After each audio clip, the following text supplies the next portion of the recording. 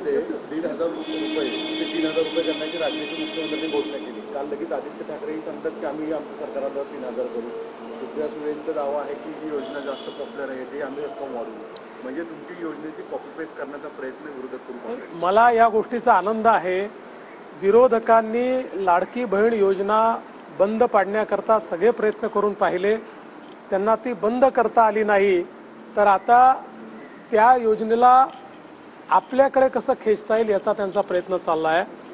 पण जनता त्यांना एकच सवाल विचारेल, तुम्हाला इतके वेळा संधी मिळाली, ती संधी मिळाली असताना तुम्हाला बहिणींची आठवण का आली नाही?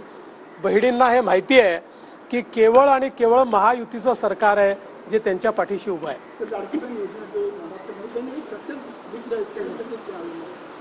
निश्चित रूप से हमारी बहनों ने इस योजना को बहुत अप्रिशिएट किया है. हमारी बहनों ने इस योजना में बहुत अच्छी सहभागिता दी है और सरकार बहनों के पीछे है. सरकार बहनों को सक्षम बनाकर रहेगा. जिस तरीके से बार-बार बयान आ रहा है कि मुख्यमंत्री एकनाथ शिंदे सब कुछ करना चाहते हैं लेकिन देवेंद्र फडणवीस इसमें अड़चन कर रहे हैं. देखिए, मैं बहुत स्पष्ट रूप से कहता हूँ, मुख्यमंत्री जी को सारे अधिकार होते हैं. कोई मंत्री मुख्यमंत्री जी से बड़ा नहीं होता. मैं और मुख्यमंत्री जी साथ में मिलकर काम करते हैं. मैं पूरी ताकत से उनके साथ में खड़ा हूं. और जहां तक इन आरोपों का सवाल है, मैं तो श्री जरांगे पाटिल इनको कहूँगा, वे स्वयं ही मुख्यमंत्री जी से इस सवाल को पूछे. अगर मुख्यमंत्री जी ये कहते कि उनको मराठा समाज के लिए कोई निर्णय लेना था और उसमें मैंने अड़ंगा लाया, उसी समय अपने पद का भी इस्तीफा दूंगा और राजनीति से भी मैं अपनी रिटायरमेंट घोषित करूंगा.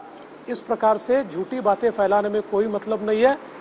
लगातार मराठा समाज के लिए अगर किसी ने निर्णय लिया है तो या तो मुख्यमंत्री के तौर पर मैंने लिया है या फिर शिंदे जी ने लिया है, और शिंदे जी के हर निर्णय में मैं उनके साथ में हूँ. नागपुरातील एका गुंडासोबत एका मोर्चासोबत अनिल देशमुख आणि संजय राऊत यांचे फोटो आले. अनिल देशमुख आणि संजय राऊतांचे एका नागपूरमधील टोळीच्या प्रमुखासोबत फोटो आले. नितेश राणे यांनी ट्विट केलं की आधी तुम्ही स्वतः अशा प्रकारे गुन्हेगारांसोबत राहता आणि मग सांगता की नागपूरचा माणूस आम्हाला जेलमध्ये टाका. असं आहे की आपण सगळ्यांनी वसुली सरकार काय असते बघितलेलं आहे. वाझे यांना नोकरीमध्ये घेणार नाही अशी भूमिका मी घेतली होती. त्या वाझेंना नोकरीमध्ये घेणारे कोण आहेत? कोणाच्या सहीने ते आले? कोणी त्यांना आतमध्ये घेतलं? आता आरोप करतायत, आता बोलतायत. त्यामुळे पहिल्या दिवसापासून गुंडांशी यांचे संबंध आहेत. पहिल्या दिवसापासून या ठिकाणी वसुली करण्याकरता सर्व प्रकारचे व्यवहार हे करतात. त्यामुळे यांच्यासोबत अशी माणसं दिसली यात मला काहीच नवल वाटत नाही.